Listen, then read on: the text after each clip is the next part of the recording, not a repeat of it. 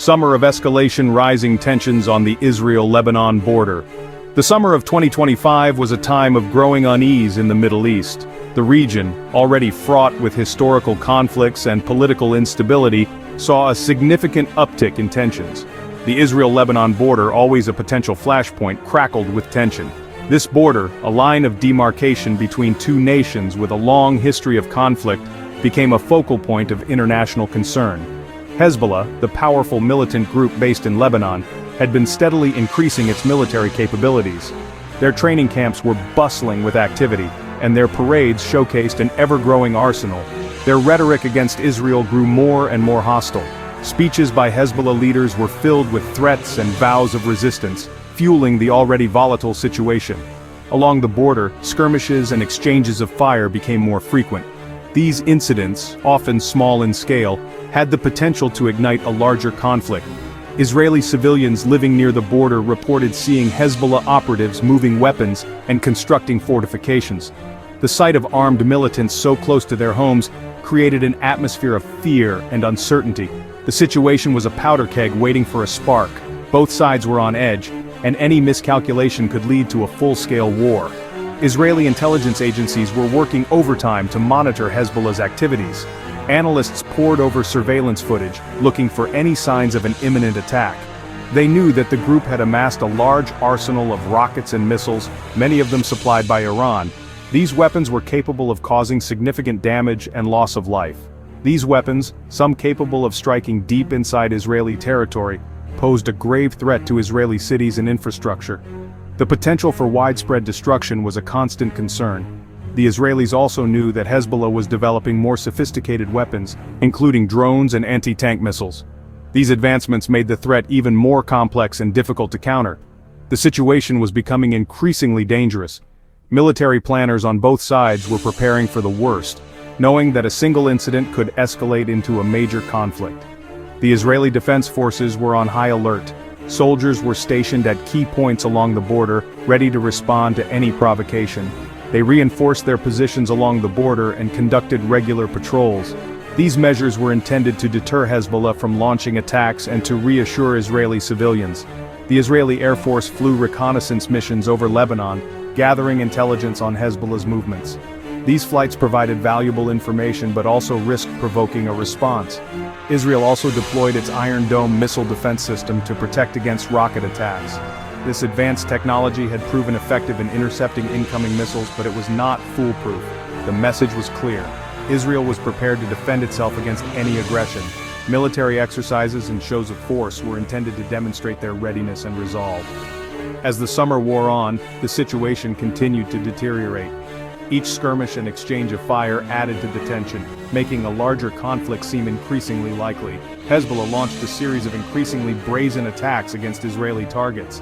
These attacks were not only military in nature, but also aimed at civilian areas, increasing the sense of urgency and danger.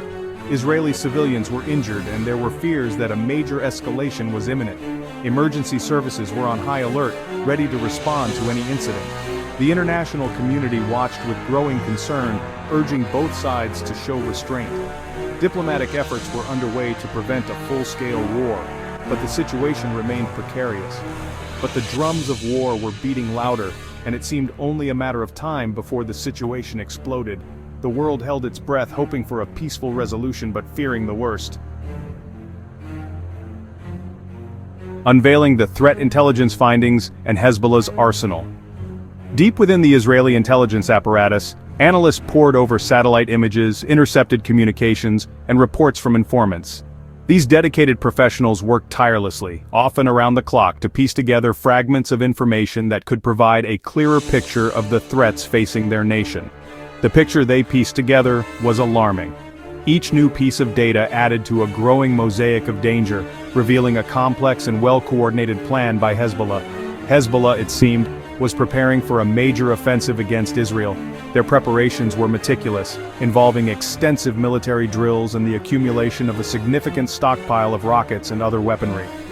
Their intelligence suggested that Hezbollah was planning a multi-pronged attack, combining rocket fire with cross-border raids and attempts to infiltrate Israeli territory. This strategy was designed to overwhelm Israeli defenses and create chaos and confusion. The goal, it appeared, was to inflict mass casualties and seize Israeli territory. Such an outcome would not only be a military victory for Hezbollah but also a significant psychological blow to the Israeli populace. The most worrying intelligence, however, concerned a secret Hezbollah facility located deep underground in southern Lebanon. This facility was believed to be a central hub for Hezbollah's most dangerous operations. This facility, the Israelis believed, housed Hezbollah's most dangerous weapons, including long-range missiles capable of striking Tel Aviv and other major Israeli cities. The potential for such an attack was a constant source of anxiety for Israeli leaders.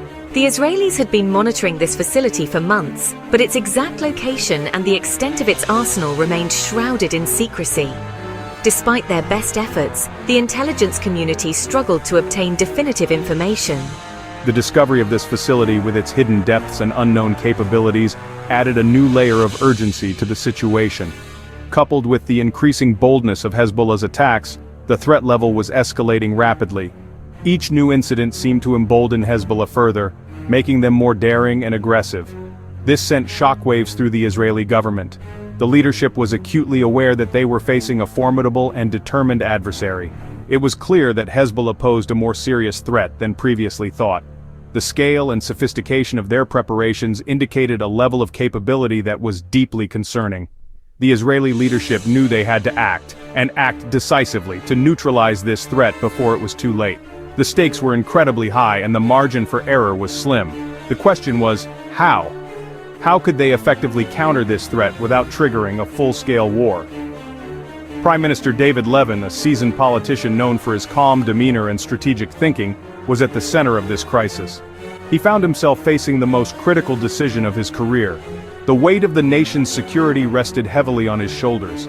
He knew that any military action against Hezbollah carried enormous risks. The potential for escalation was ever present, and the consequences could be devastating. A full-scale war could lead to massive casualties on both sides and destabilize the entire region. The humanitarian cost would be immense, and the political fallout could be equally severe. But he also knew that inaction was not an option. Allowing Hezbollah to continue their preparations unchallenged would only embolden them further and increase the threat to Israel.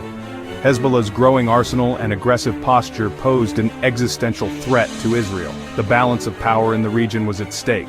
Levin had to find a way to neutralize this threat while minimizing the risk of a wider conflict. It was a delicate balancing act, requiring both strength and diplomacy.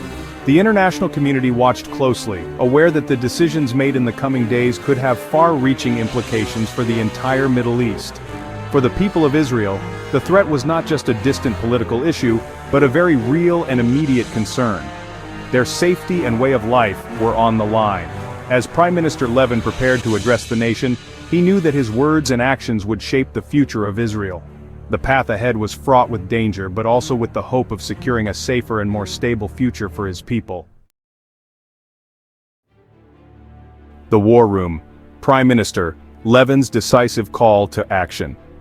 The air was thick with tension in the underground bunker beneath the Israeli Ministry of Defense. The walls seemed to close in, amplifying the gravity of the situation. Prime Minister Levin, his face etched with concern, sat at the head of a long table surrounded by his top military advisors. The weight of the nation rested on his shoulders. The mood was somber as General Aviv Kochavi, the Chief of Staff of the IDF, briefed the Prime Minister on the latest intelligence. The room was silent, every ear attuned to the general's words. Kochavi laid out the threat in stark terms. Hezbollah was preparing for a major attack, and they had the capability to inflict significant damage on Israel. The maps and reports painted a grim picture. He presented Levin with a range of military options, from limited airstrikes to a full-scale invasion of southern Lebanon. A heated debate ensued, voices rising as the gravity of each option was weighed. Some advisors argued for an immediate and overwhelming response, a decisive blow that would cripple Hezbollah and deter future aggression. They believed a show of force was necessary to maintain Israel's security. Others urged caution, warning that a large-scale operation carried the risk of escalating into a regional war. They feared the consequences of a broader conflict that could draw in neighboring countries. They argued for a more measured approach, targeting Hezbollah's military capabilities while minimizing civilian casualties. Precision and restraint were their watchwords. Levin listened intently, weighing the arguments carefully. His eyes moved from one advisor to another, absorbing their perspectives. He knew that any decision he made would have far-reaching consequences. The lives of countless civilians and soldiers depended on his judgment.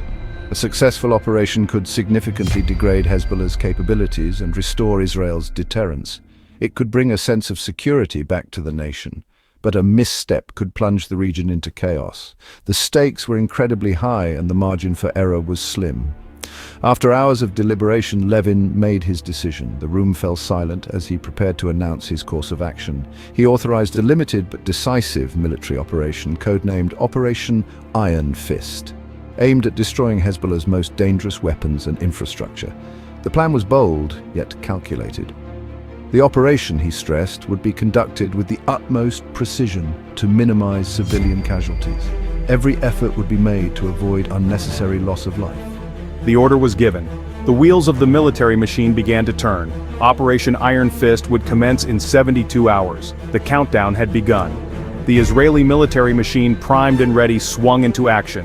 Tanks and armored vehicles were mobilized, and soldiers prepared for the mission ahead. Fighter jets were prepared for takeoff, their payloads armed with precision-guided munitions. The Air Force was ready to deliver a decisive blow. Drones, their cameras trained on targets across the border, relayed real-time intelligence to command centers. The eyes in the sky provided crucial data for the operation. Elite commando units, trained for lightning raids and surgical strikes, awaited their orders. These highly skilled soldiers were the tip of the spear. The fate of the region hung in the balance. The decisions made in that bunker would shape the future of the Middle East.